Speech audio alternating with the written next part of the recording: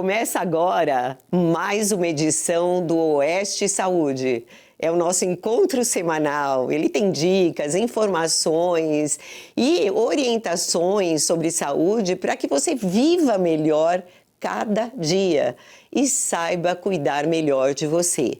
Gente, hoje nós vamos ter um programa um pouquinho diferente, porque nós vamos entrevistar uma pessoa muito importante que tem muito a dizer e acrescentar sobre esse tema saúde, que é o jornalista Rodrigo Constantino e que também faz parte aqui da Revista Oeste, né, com uma altíssima contribuição, e ele vai por meio de uma videoconferência conversar com a gente. Muito obrigado, Consta, por estar aqui, realmente compartilhar com a gente, né, algumas questões relacionadas sempre à saúde e eu agradeço de coração. Eu queria... Eu que agradeço o espaço, é uma honra, né? É um tema tão importante. Bom, o tema dominante na minha vida recentemente, e é um prazer estar aqui. Estou em casa, né? Oeste é a nossa casa. Consta, eu queria te perguntar, porque assim, eu tive a oportunidade de acompanhar a respeito da sua saúde, quando foi feito o diagnóstico de linfoma e toda a sua trajetória nesse período. E uma coisa que me impressionou, até porque eu sou médica também, convivo, né, de uma certa forma com doença, com pessoas, né, que tenham questões de saúde, e eu achei que você teve uma positividade muito grande, uma força muito grande que vinha, a gente sentia, você passava aquilo, e meio que até você é que mais nos convencia de que tudo ia dar certo, né? Então eu queria saber como... assim, que ferramentas, que instrumentos, o que faz você ter conseguido essa questão? Olha, eu realmente adotei essa postura, né, de que, olha, vai dar certo, não tem plano B, né, com alguma serenidade em relação ao que se abateu de surpresa sobre minha vida, né, ou seja, vai ser o que tiver que ser, mas eu realmente acredito que eu vou conseguir sair dessa. E acho que isso foi importante, né? Isso veio muito da minha fé, né? Que eu, de alguma forma, já vinha resgatando um tempo antes desse diagnóstico e durante o tratamento foi muito importante. Eu realmente me aproximei muito de Deus nesse sentido. Minha família, que é uma família maravilhosa, que me deu todo o suporte, minha mulher, meus filhos, meus enteados, meus irmãos, meus pais, todos foram muito importantes.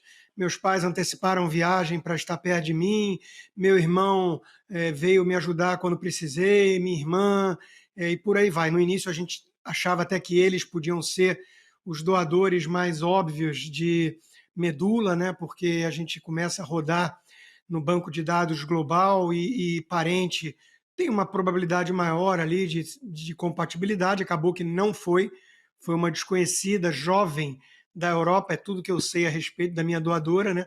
Depois de um ano, que daqui a pouco a gente completa aí, eu vou poder saber o nome e entrar em contato e eventualmente visitá-la. Já pude mandar uma carta, foi muito emocionante, né? Inclusive a resposta dela, mas eu acho que a crença de que não estava nos planos de Deus, eu ia agora, né? Não tinha chegado a minha hora. Eu tenho um filho pequeno, com 8 anos, precisa muito de mim, já vive longe da mãe há 4 anos, e eu falei, olha, eu vou continuar aqui, eu preciso vencer isso, principalmente por conta dos meus filhos. Minha vida, eu estou chegando perto dos 50, eu considero que foi uma vida até aqui plena de sentido, né? Me sinto uma pessoa realizada com o meu trabalho, com a minha vida pessoal, mas eu olhava para o meu filho, acima de tudo, minha filha já é mais velha, tem 24, e eu falava, olha, eu vou continuar aqui para poder educá-lo,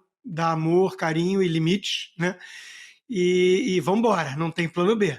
Então eu acho que de alguma forma, Denise, foi essa crença de que não tinha alternativa, eu precisava vencer. né? E eu andei lendo alguma coisa a respeito, livros Joe Dispenza, que o nosso amigo Zeballos gosta muito, o próprio Zeballos me ligou, falando, é isso aí, Rodrigo, você já venceu, repete que isso é importante. Então, enfim, acho que foi todo esse apoio que eu recebi, a minha fé e a crença de que eu ainda tenho uma missão aqui, né? Isso tudo me ajudou muito a acreditar que eu ia superar essa doença.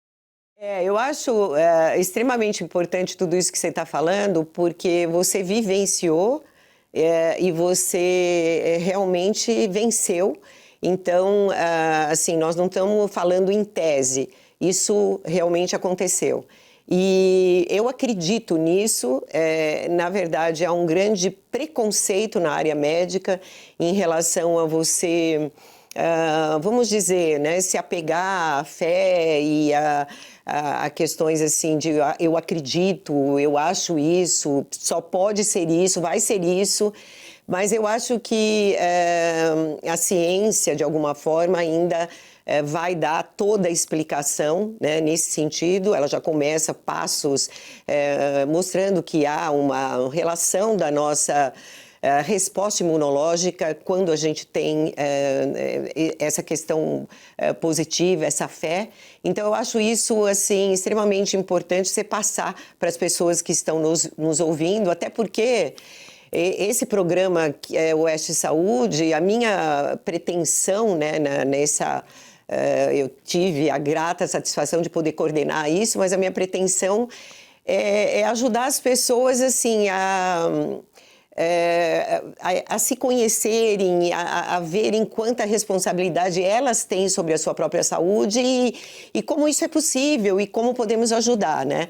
E aí eu queria saber, assim, se você acha que teve alguma coisa que na sua vida teve relação com isso, seus aspectos, assim, de estilo de vida, e também se depois você modificou isso ou modificou alguma coisa, enfim, nesse pós-linfoma. Então, só para explicar para quem não sabe, né, o meu linfoma ele é derivado de um vírus chamado HTLV1, que é um vírus até com alguma frequência aí no incidência no Brasil, né, principalmente Rio de Janeiro, Bahia, tem um pouco na América Central também e tem no Japão. Vai entender, né? Mas enfim, eu carrego esse vírus há 48 anos, 49 agora, né? O meu irmão também e nunca teve nada. Ele é um vírus que nós dois pegamos por amamentação, e minha mãe, à época, por anemia, recebeu ali muitas doações de sangue, né? Papas de hemácia, realmente uma quantidade muito grande de doadores, e não tinha marcador para esse vírus, né? Era um vírus pouco conhecido, ninguém sabia muito os efeitos. 95%, Denise, convive o resto da vida com esse vírus sem acontecer nada. Uma minoria, né, acaba desenvolvendo câncer, pode ser linfoma, pode ser leucemia ou pode ser algum tipo de doença diferente, né? Então eu brinco que eu ganhei na loteria invertida, tinha uma probabilidade muito baixa, mas aconteceu comigo. E óbvio que a gente não entende tudo, né? Por que foi desencadeado isso em mim, né? Muita gente fala que o estresse é um fator importante, relevante para desencadear quase todo tipo de câncer, né? E a minha vida é estressante, o meu trabalho, né? Eu compro briga com muita gente poderosa, eu andei no olho do furacão, eu tive passaporte cancelado, que segue até hoje, contas bancárias congeladas, redes sociais censuradas, eu fiquei impossibilitado de ir para o Brasil, perdi aniversário da minha irmã de 50 anos, perdi casamento da minha enteada no Rio de Janeiro e por aí vai. Então, o fator estresse, ele é um fator presente no meu trabalho, na minha vida, sem falar da minha vida pessoal, né? Eu casei, tive 2 filhos com uma pessoa diagnosticada de bipolaridade, que surtou algumas vezes na vida, nós chegamos a nos separar, depois casei de novo, enfim, eu conto essas histórias num livro autobiográfico de um tempo atrás, e isso também gerou muita angústia, muito estresse, até resolver a situação do meu filho pequeno, que ele ia ficar comigo, ia viver em um ambiente mais tranquilo, né, e eu consegui isso. A minha ex-mulher está no Brasil há 4 anos, sem ver o filho, né, mas pelo menos ele tem um lar com certa tranquilidade e amor. A minha mulher trata ele como o próprio filho e ele chama ela de mãe muitas vezes, né? Então, tudo isso gerou também, na época ali da briga, da angústia, da incerteza, gerou muito estresse, né? Então, eu diria que é o estresse. E aí, o que você pode fazer a respeito, né? Você pode tentar lidar melhor com o estresse, né? Levar uma vida mais saudável nesse aspecto. E eu venho pensando mais nisso. Eu quero fazer mais viagens, eu quero falar, ainda que de assuntos delicados como a política, como o Supremo Tribunal Federal e tudo. Eu quero falar de uma forma mais leve, fazer minhas análises, talvez sem tanta paixão, ou não deixar sentimentos como a raiva, né, eventualmente me dominarem, porque eu entendi que é importante isso. Fora, claro, a questão da alimentação, tem muitas coisas, né? São muitos fatores possíveis. A verdade é que a ciência corre atrás, mas não entende 100% e tem teoria para tudo que é lado, né? Aliás, isso foi uma coisa curiosa. Quando eu tornei pública a minha doença, imagina a quantidade de mensagem que eu recebi. Eu sei que foi fruto do carinho, do amor do público, mas muitos milhões de médicos surgiram, né? O brasileiro é médico e técnico de futebol, todos nós, né? E você imagina, né? Gente com receitas milagrosas, é o remédio tal que você vai tomar e vai resolver tudo, é o famoso emplastro Brás Cubas, os outros falando para de comer, faz um jejum de 5 dias que resolve, corta totalmente o açúcar, enfim, cada um com uma teoria e tem um livro para cá, um livro para lá para sustentar essas teorias. Eu confesso, Denise, que eu resolvi seguir, senão você fica meio maluco, a minha equipe da Universidade de Miami, que é uma equipe de oncologia brilhante. Por acaso, né, um médico brasileiro, Dr. Ney Alves, que está aqui há 20 e poucos anos, e a médica do transplante depois, que assumiu na hora do transplante, também brasileira, que está aqui há 20 e poucos anos, doutora Denise Pereira. Então, veja que curioso, meus 2 médicos foram brasileiros, mesmo me tratando na Universidade de Miami, que é uma das mais reconhecidas no tratamento de câncer nos Estados Unidos. Então, veja, eu estava em ótimas mãos, eu resolvi seguir a recomendação deles e nessas horas você tem que abraçar um especialista, né, com algum bom senso e seguir. Senão você fica maluco ouvindo teses conspiratórias, soluções milagrosas e acaba fazendo um monte de coisa, né, atirando para todo lado, até porque você está com uma certa fragilidade emocional, né? Você está com um diagnóstico que os próprios médicos dizem com toda sinceridade, olha, eu não consigo precisar, o seu câncer é muito raro e agressivo, tem pouca estatística no Japão, um pouquinho na América Central, mas o que a gente pode dizer é que, grosso modo, de 1/3 a metade morre. Então, quando você escuta isso, digamos que não é música para os ouvidos, não foi um passeio no parque, inclusive todos os sintomas que eu enfrentei, tudo, enfim, foi muito difícil, né? Mas, se você confia na equipe, o próprio Dr. Ney foi muito otimista desde o início comigo. Ele falava, Rodrigo, você é novo, você é forte, você vai sair dessa, e o Brasil precisa de você, porque ele já era fã do meu trabalho antes. Ele falou, você vai sair dessa. Então, ele alimentou essa esperança, esse otimismo. Ele foi muito parceiro nesse aspecto, né? E me ajudou muito. E eu resolvi confiar na equipe. Isso também teve seu fator, né? Porque senão você fica realmente franco atirador, acreditando em qualquer tese e seguindo que nem biruta de posto de gasolina, né? Qualquer coisa que te fala. Eu acho, Constantino, que essa sua resposta, ela foi, assim, preciosa e deu muitas e muitas informações e que é algo que eu gosto de deixar claro nesse programa. A responsabilidade que a gente tem sobre a nossa saúde. E aí isso envolve tudo, e a ciência tem até explicado isso como epigenética, né? Porque você começou falando de algo, um vírus relacionado à genética, então todos nós trazemos questões genéticas, né? De mais predisposição para isso, para aquilo outro, para câncer, mas isso está no nosso organismo e pode não crescer, pode não acontecer. E para que isso não ocorra, todas essas questões que você falou são importantes, desde a fé, né, como também essa questão do estilo de vida. Então, muita gente às vezes fala assim, foi a genética, azar, não sei o quê. Não é bem assim. Essa genética, ela pode, via epigenética, ter assim, vamos dizer, você desligar a chavinha ruim e você, a expressão desse gene não se completar, vamos dizer assim. Então, alimentação, exercício, tudo que você puder fazer. E eu achei importantíssimo isso, porque você analisa, você reconheceu que talvez todo esse estresse que é quase impossível se aguentar todo esse estresse. Questões familiares, a questão de não estar mais no seu país, não poder, uma perseguição, enfim, não dá, né? É difícil lidar. Então, com certeza, isso gerou um desequilíbrio também. Mas você Sem dúvida. aprendeu, você está nos falando que você trouxe isso como lição. E você, a partir disso, né, segue, vamos dizer, melhor, acredito sempre. Sim, me Infeliz... tornei uma pessoa muito mais serena, né, ao longo dessa trajetória. Exatamente, que é algo importantíssimo. Fala só do seu livro, porque infelizmente a gente precisa finalizar.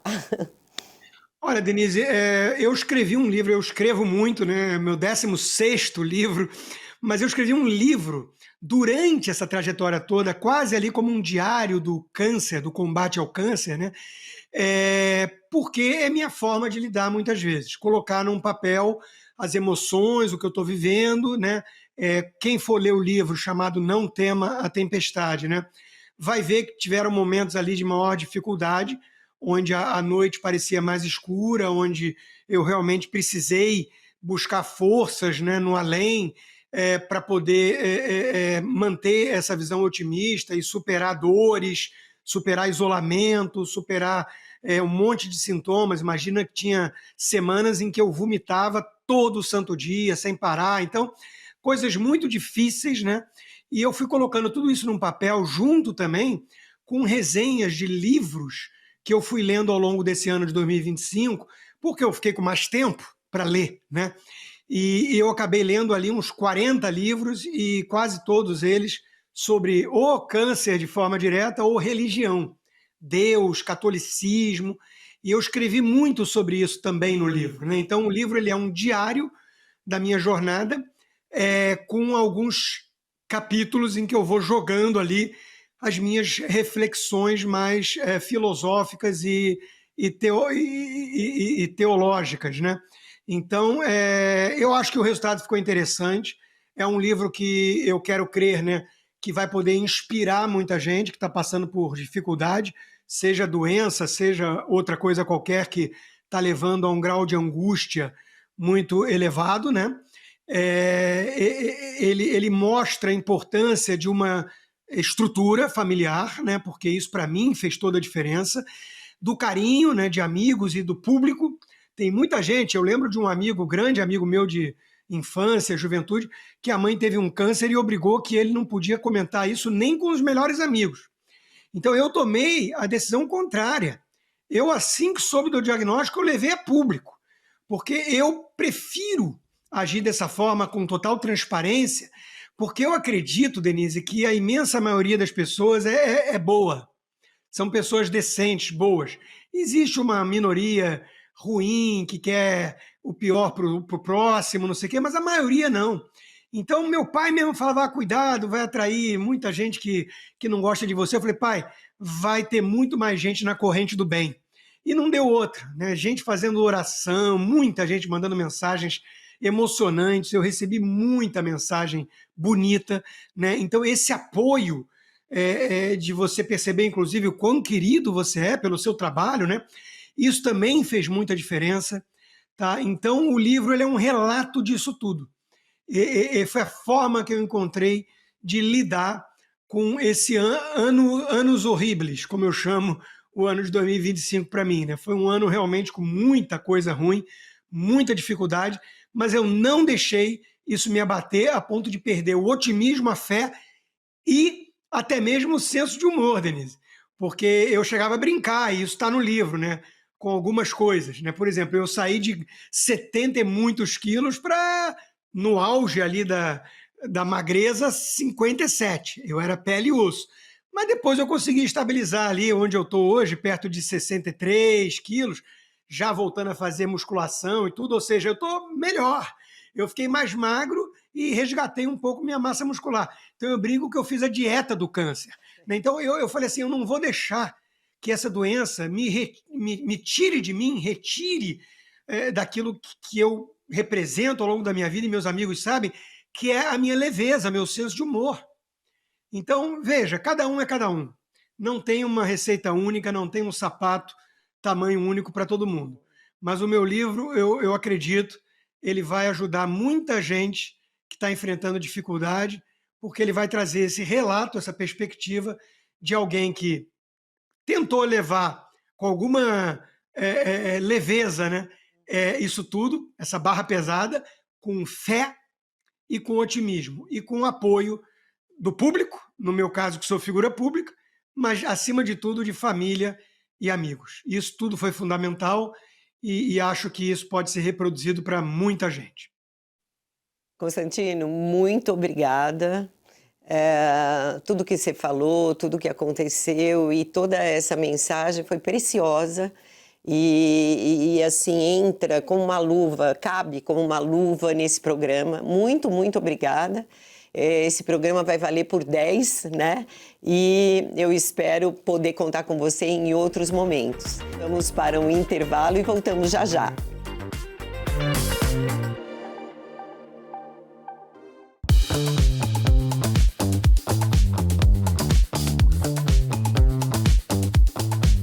Você que acompanha a Oeste deve ter percebido que tem alguma coisa diferente acontecendo, não é? A gente avisou que vinha novidade por aí e essa novidade estreará em breve. Daqui a pouco, a Oeste estará também na TV a cabo. Construir um canal de TV do zero é um desafio e tanto. Um salto audacioso que só está se tornando possível graças a você, a sua assinatura, o seu engajamento nos nossos programas. Essa parceria é fundamental para que a Oeste TV deixe de ser só um sonho. Estamos investindo cada vez mais em infraestrutura. Montamos novos estúdios, contratamos mais profissionais e estamos com 16 horas de programação diária no YouTube, de segunda a sexta. Agora estamos preparando uma programação especial de fim de semana, com novos programas que vão deixar seus sábados e domingos muito mais interessantes. A grade completa estará pronta até o começo do ano que vem.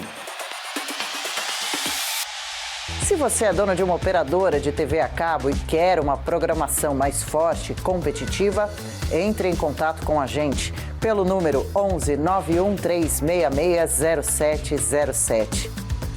Agora, se você já faz parte de tudo isso, assinando a nossa revista e acompanhando os nossos programas e quer ajudar na construção da Oeste TV, ligue para a sua operadora e já peça para incluir a Oeste na programação. Esse simples gesto ajuda muito e pode fazer com que o jornalismo sério e independente chegue a ainda mais gente.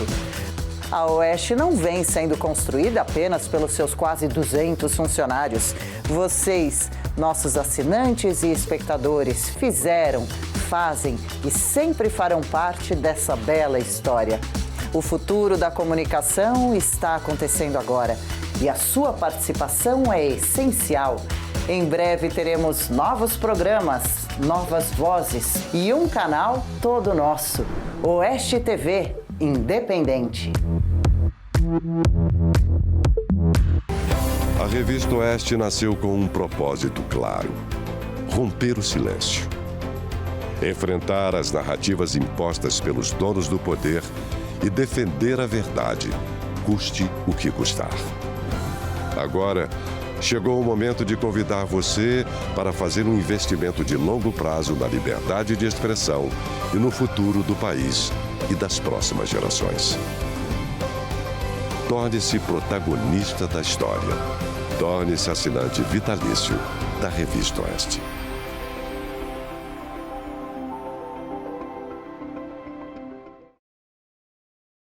Nem todo mundo tem familiaridade com o digital, mas todo brasileiro tem direito de saber o que está acontecendo de verdade. Vem aí a Oeste TV. Assine a Oeste. Faça parte dessa história.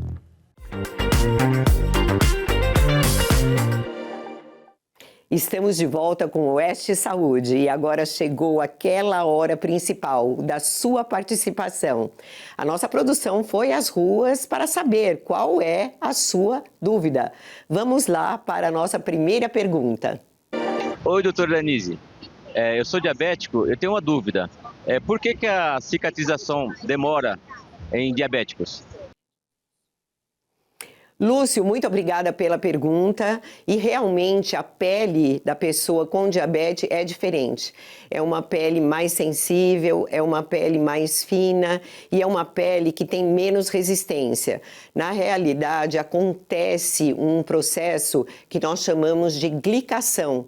Glicação é quando o açúcar em excesso se junta com a proteína e faz uma estrutura que fica endurecida. Na verdade, nós glicamos as nossas proteínas e ela não consegue ter flexibilidade, não consegue ter uma respiração adequada, ou seja, é um dano à sua pele. Então, o diabético está constantemente, por causa desse desequilíbrio da glicemia, essa relação com o hormônio da insulina que está desequilibrado, faz com que essa pele fique com uma constituição modificada e ela tem muito mais dificuldade de cicatrizar, porque a cicatrização depende de um colágeno de melhor qualidade e por causa dessa glicação ele fica duro e ele não consegue cicatrizar adequadamente.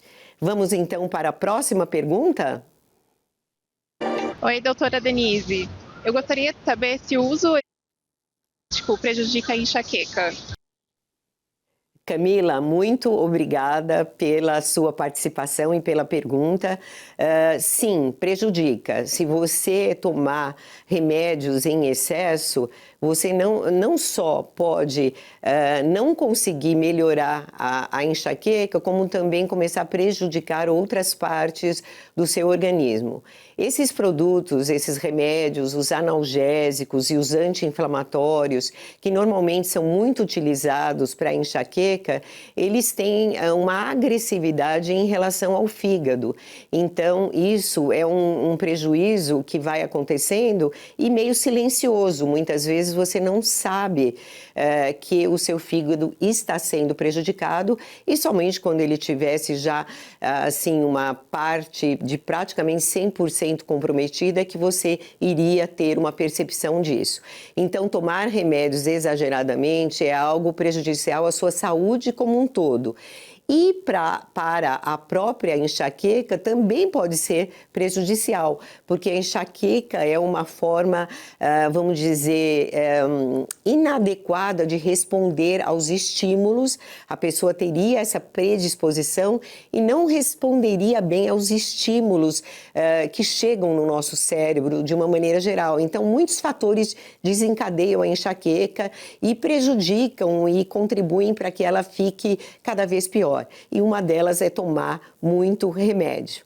Bom, com essa pergunta, hoje que nós tivemos uma participação especial do Rodrigo Constantino, nós vamos encerrar o Oeste Saúde da semana. E eu gostaria de agradecer muito a participação de todos e eu espero que vocês estejam interagindo conosco, acompanhando e convido para que venham na próxima semana às 7h30 da noite, no sábado, antes do programa Outra Coisa e depois de um outro programa muito interessante também, para que a gente converse então um pouquinho mais sobre saúde. Eu tenho certeza que você hoje sabe mais e vai se cuidar melhor. Até a próxima semana.